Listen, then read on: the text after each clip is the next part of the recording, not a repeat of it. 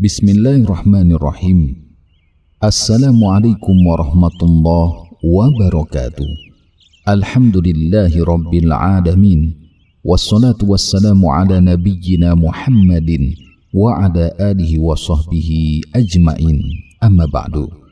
Kaum muslimin yang dirahmati Allah, banyak sekali kisah-kisah aneh yang disandarkan kepada Syekh Abdul Qadir Jailani yang secara umum banyak berisi kedustaan di dalamnya.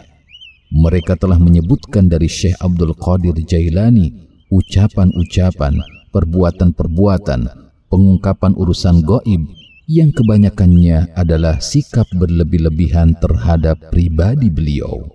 Di antara kisah dusta yang dinisbatkan kepada beliau, yaitu beliau mampu menghidupkan orang yang sudah mati dengan izin dari dirinya sendiri, mampu mengalahkan malaikat maut untuk mengambil ruh orang yang sudah mati lalu dikembalikan kepada orang yang baru meninggal tersebut. Ini kisah sangat jelas kedustaannya. Siapapun manusia, bahkan seorang nabi pun tidak mampu melakukan semacam ini. Beliau juga diklaim mengetahui tentang perkara-perkara yang gaib dan banyak lagi cerita-cerita dusta lainnya. Ini semua adalah keyakinan khurafat yang mengandung kesyirikan kepada Allah, karena dengan meyakininya berarti telah menyamakan atau mensejajarkan makhluk dengan sang pencipta, yaitu Allah Subhanahu wa Ta'ala. Tidak ada yang memiliki kemampuan menghidupkan dan mematikan, mengatur semua makhluk, termasuk memberikan tugas kepada para malaikat, dan yang maha mengetahui semua perkara gaib kecuali Allah Subhanahu wa Ta'ala saja. Para malaikat dan bangsa jin tidak mengetahui perkara yang gaib. Begitupun para nabi dan para rasul juga tidak mengetahui perkara yang gaib. Apatah lagi manusia di bawah mereka, tentu lebih tidak mengetahui tentang perkara gaib. Dalam Al-Quran surat An-Naml ayat 65, Allah Subhanahu wa Ta'ala berfirman, A'udzu billahi minasy syaithanir rajim.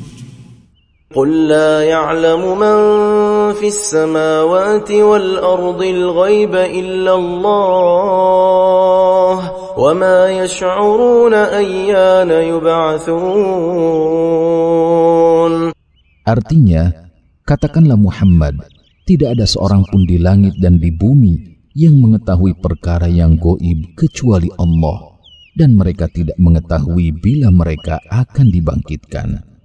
Oleh karenanya, sikap orang yang beriman kepada perkara-perkara yang gaib, yaitu mencukupkan diri serta tunduk kepada apa yang Allah kabarkan dalam Al-Quran dan apa yang Nabi Muhammad SAW kabarkan dalam hadis-hadisnya. Karena jika tidak berpegang teguh kepada dua sumber tersebut, maka pasti akan tersesat dan terjerumus ke dalam jurang kesyirikan. Secara global, Syekh Abdul Qadir Jailani termasuk di antara pemimpin orang-orang yang berilmu. Beliau juga dikenal sebagai orang yang saleh dan wara'. Dengan kesolehannya itu, beliau tidak mungkin mengajarkan kepada murid-muridnya kisah-kisah dusta dan khurafat, apalagi mengandung kesyirikan di dalamnya. Dan bagian penting yang perlu kita perhatikan ketika kita mengkaji biografi Syekh Abdul Qadir Jailani adalah memahami tentang bagaimana akidahnya, bukan kesaktiannya atau karomahnya. Karena yang kita tiru adalah amal dan akidahnya, bukan ilmu kanuragaannya. Terlebih lagi, beliau sama sekali tidak pernah mempelajari ilmu kanuragan, apalagi memilikinya.